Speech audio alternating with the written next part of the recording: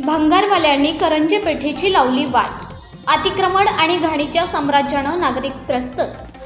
सातारा ऐतिहासिक करंजे म्हणून ओळख असलेल्या करंजे पेठेत आंदेकर चौक ते बाबर कॉलनी रोडवर भंगार व्यावसायिकांनी अतिक्रमण करत आपली दुकाने रस्त्यावर थाटली असून या रस्त्यावर प्रवास करताना करंजे पेठेत नाही तर एखाद्या झोपडपट्टीत आल्याची जाणीव होते.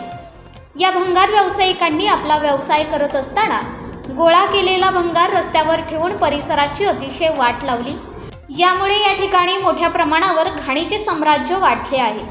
एकीकडे नगरपालिका लाखो रुपये खर्च करून स्वच्छता करते, मात्र दुसरीकडे पालिका प्रशासनाच्या नाकावर टिचून या भंगार व्यावसायिकांनी आपला भंगार रस्त्यावर ठेवून दुकाने रस्त्यावरच थाटल्याने येणाऱ्या जाणाऱ्या लोकांना त्रास तर होतोय, मात्र गाड्या देखील पंक्चर होण्याचे प्रमाण वाढले आहे. यामुळे या परिसरातून जाणाऱ्यांना आर्थिक भूदंड सोसावा लागत आहे. गोळा केलेला भंगार तसेच प्लास्टिकच्या बाटल्या, पिशव्या, प्लास्टिकचे डबडी अस्ताव्यस्त उघड्यावर पडल्यामुळे ऐन पावसाळ्यात नागरिकांच्या आरोग्याचा प्रश्न निर्माण झाला आहे.